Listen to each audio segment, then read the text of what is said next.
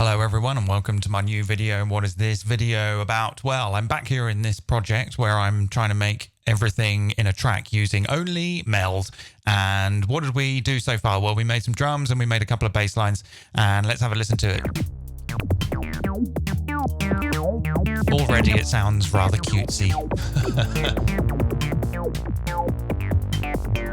Early 90s artificial intelligence, fuzzy nostalgia stuff, maybe?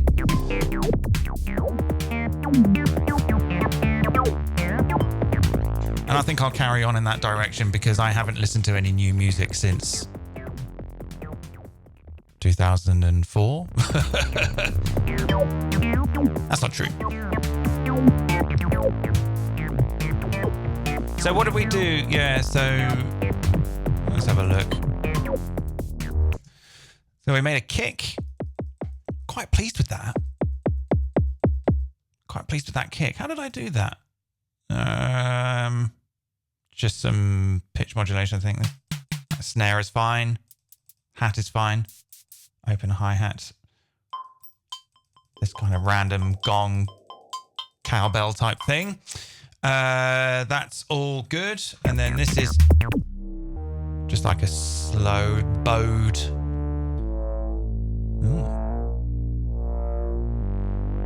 With a LFO2 modulating the tone by the looks of it on this.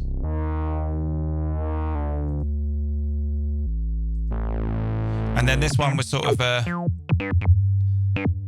Oh, where do I hide my thingies? There we go.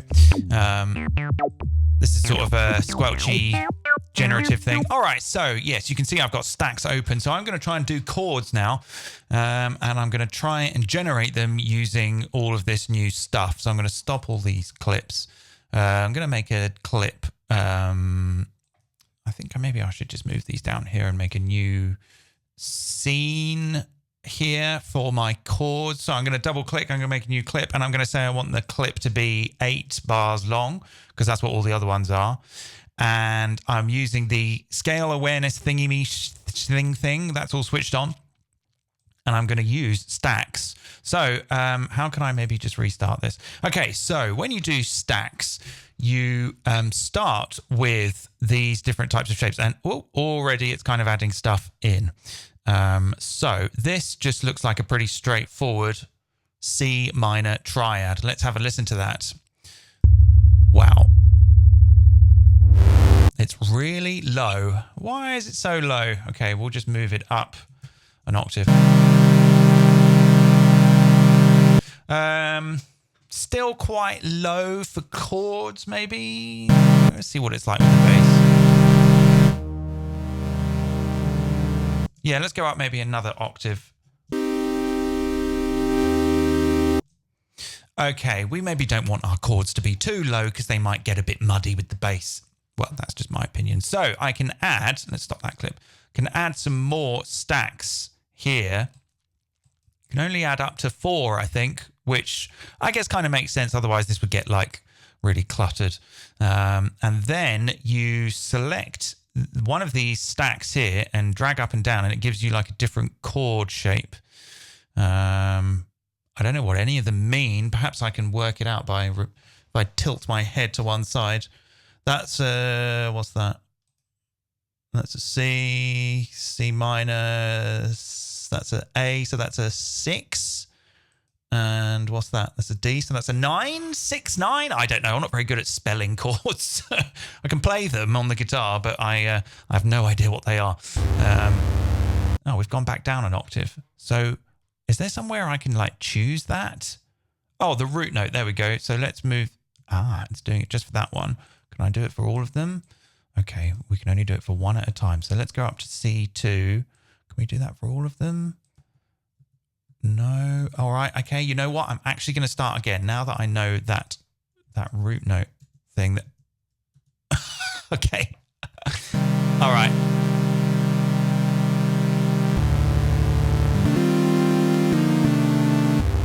Okay, let's just give them all the same root note. I've never done this before. I know loads of people have been doing this on YouTube for months now, but I've been ignoring it because I don't know, just like to work things out on my own. And yet here you are watching me do it. Anyway, so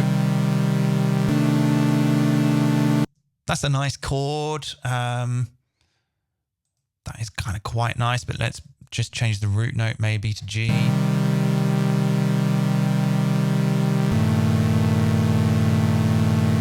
Got a lot of notes in it.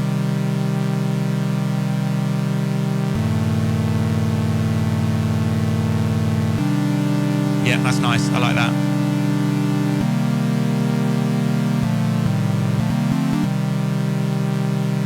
Try a different inversion. And the inversion's only going up.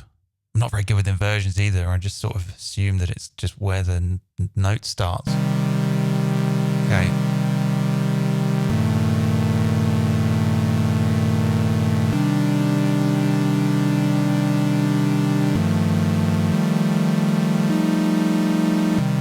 All right, there we go. That'll do, I think. Yeah, so I'm going for a C Dorian, which I kind of quite like because it sort of doesn't really go anywhere. It's moody, it just sort of hangs, but can kind of go in directions if you like.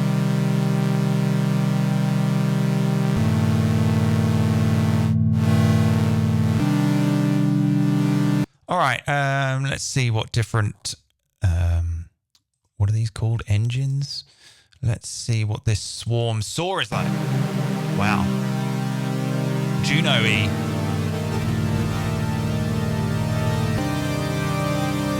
Wow, dramatic.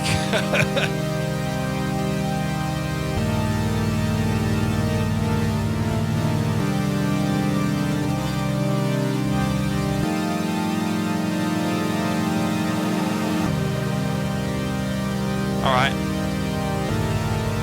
Okay, and I'm going to do what I like to do generally. These things just apply quite a lot of attack on the amp envelope and quite a lot of release, and then they kind of blur into each other.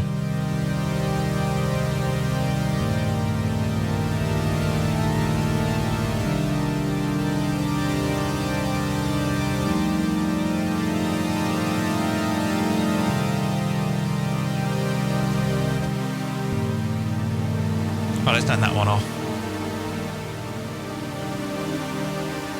Wow, that is pretty good. I like that.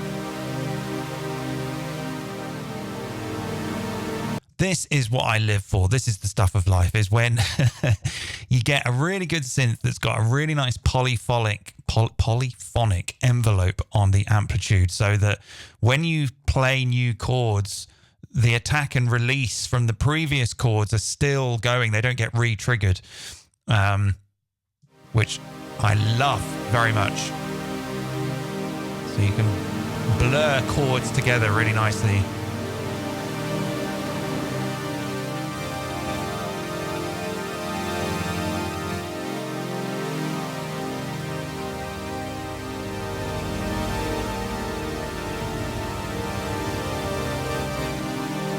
Yeah. All right, let's see how that sounds with everything else.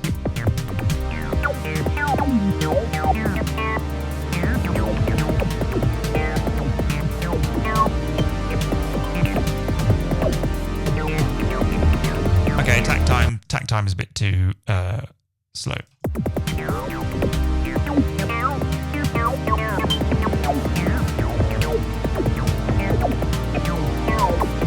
So yeah, and now that I'm sort of starting to add in more elements, I can hear it's going to need some mixing, and things are just kind of getting washed out or blown out by other things. Suddenly the kick and snare are just gone, really, so I'm going to have to... But I'm not going to concentrate on that now. I want to kind of get the music down and then worry about the mix later. That's kind of generally how I like to do stuff. Well, actually, sometimes not. That's not necessarily the case. Sometimes I like to mix as I go, and that's one of the nice things about working in the box, or just generally working with having lots of tools, is that you can kind of think, I want to mix my kick drum now before I've even started the whole song. And then maybe you can be happy with it. But I don't know, just got to go with whatever feels right in the moment, yo. Live in the moment, yo. Don't live in the moment. Live in 5 minutes ago. All right. Maybe a high pass.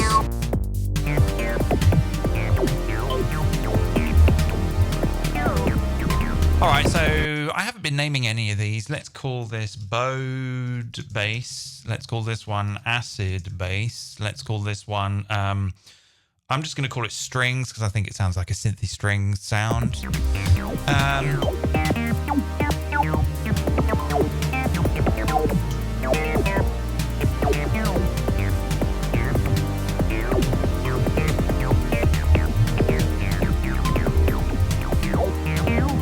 What I'd maybe like to do is duplicate this. Where's that duplicate button? There it is. And then maybe for this last one, can I change the inversion here? Oh, what have I done? Stacks. Oh, what have I done? I've broken that. Oh, that's interesting. So I broke that chord into 4 chords using the stacks thing. Okay, I didn't mean to do that, but that's interesting. Actually, you know what? I'm going to turn that off and just do it by hand. So I might just maybe, what's that? I might just move this one up an octave and then this one up an octave to kind of just create a little bit of tension at the end just by going up in pitch.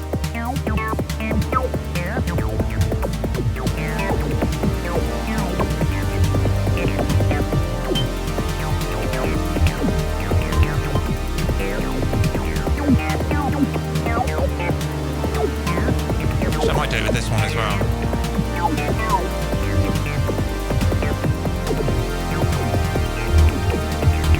Yeah, so I might just put some of these up. The thing is with synthesizers, I think when you use too many notes, they can gets a bit much. So I think sometimes 3 notes is just all you need for a chord.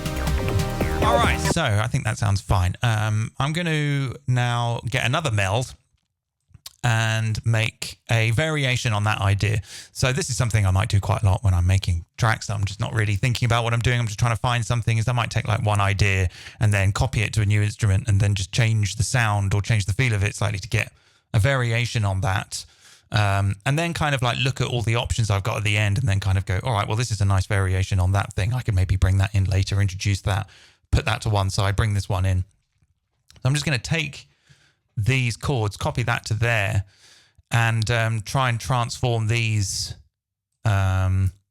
use sine wave chords. Don't go there.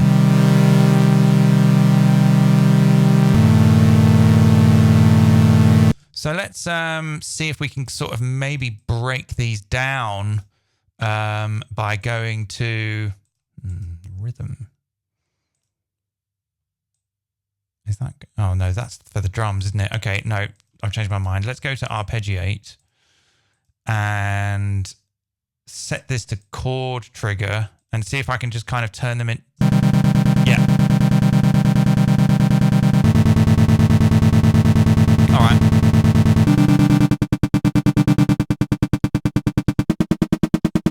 Okay, yeah, I'm happy with that. We can go up an octave maybe. Oh no, that's not the octave. That's the semitone. There we go. And then I wonder if I could maybe kind of change them a little bit. I quite like this span thing. This is quite nice. But I was looking at something else earlier. What was it? Was it connect? Maybe it was this.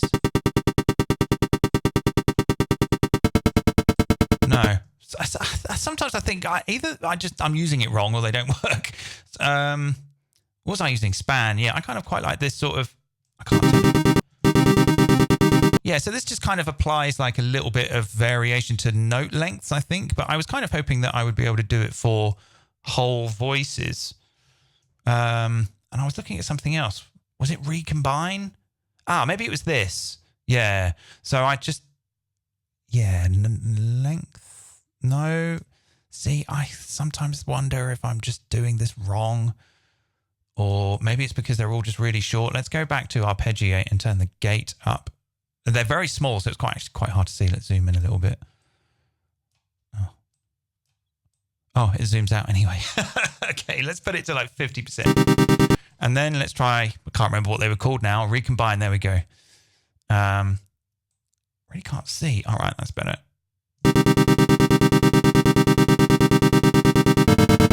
No. I'm still convinced I'm doing this wrong. Okay, so the pitch work. All right, you know what? I'm just going to use that. I can't remember any of the names. They've all just got so many names. Span. There we go. Okay, someone out there, make me a Max for Live Transformer thing that will apply note length variation to chords. I would like that very much. I suppose I could learn to make one myself. But...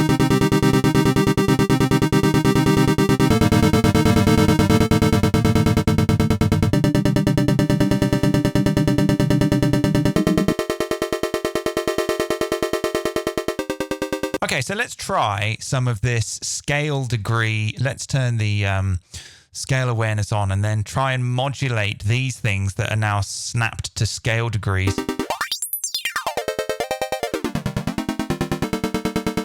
Set that to 0. Let's use LFO2 on a sample and hold. It's my favorite. This is my favorite thing. Set this to, well, they're going to get, the sample and hold is going to get re-triggered by a new note. And then let's look for this. So I've actually worked out the best way to so far, a good way to navigate this new system is to simply click a parameter and then it's highlighted in the window. So then I can see, here we go, there's my pitch quantized. I can now route this to LFO2. Actually, maybe re-triggering it is a bit much. Let's set this to sync.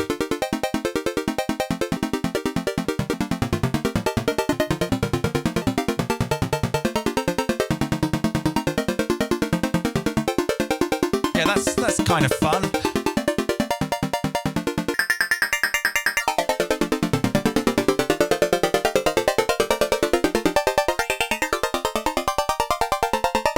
Then maybe it's a little bit rich.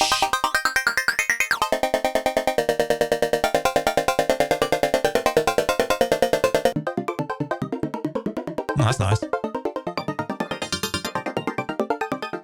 You know, when sometimes you're trying things out and you think, oh, that sounds nice. And really, in reality, it just sounds different from what you were listening to before and you're already bored of it. So you just think, oh, that's nice. When really, it's just, that's different. It's like when you put an Instagram filter on, you're like, oh, that one's nice. And then you go to the next one. Oh, that one's nice. And then you go to the next one. Oh, that one's nice. Then you go to the next one. Oh, that's one. I think you've worked out what I'm saying.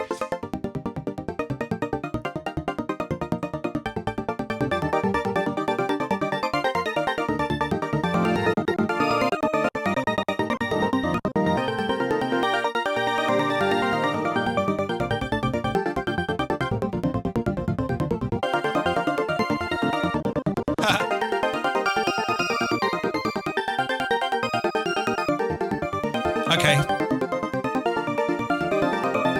Sounds a bit like Christmas. I don't know.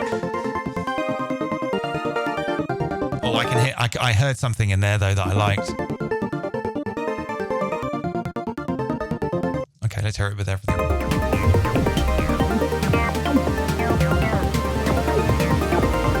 Okay, this mix is just really non-existent. I can't really hear anything.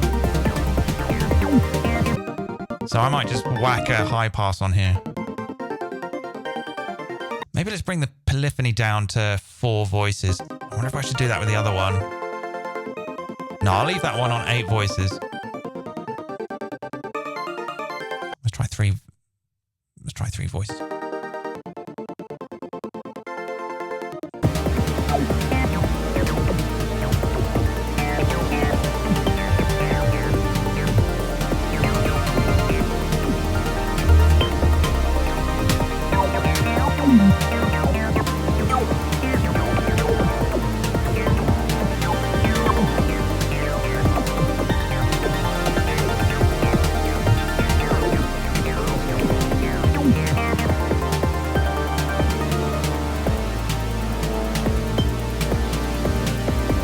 Yeah, so some of these are going to sound good together and all at the same time they're not. So that's kind of good. I like that because later down the line, once I've generated maybe like some melodies and like some, I don't know, like some percussion or sound effects or whatever. I'm going to have like lots to play with in terms of when I want them to happen, which essentially is the arrangement. But I'm going to do it. I'm going to stay in this page and maybe use some follow actions to kind of offer up some suggestions for how I'm going to arrange it. But yeah, I'm happy with these two ideas at the moment.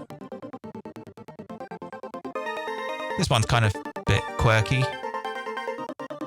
And it's a nice contrast against this one, which is quite dramatic, I think. In an 80s B-movie kind of way.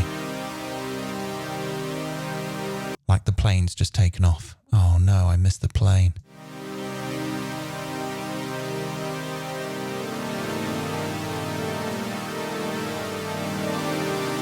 That chord there, that's good.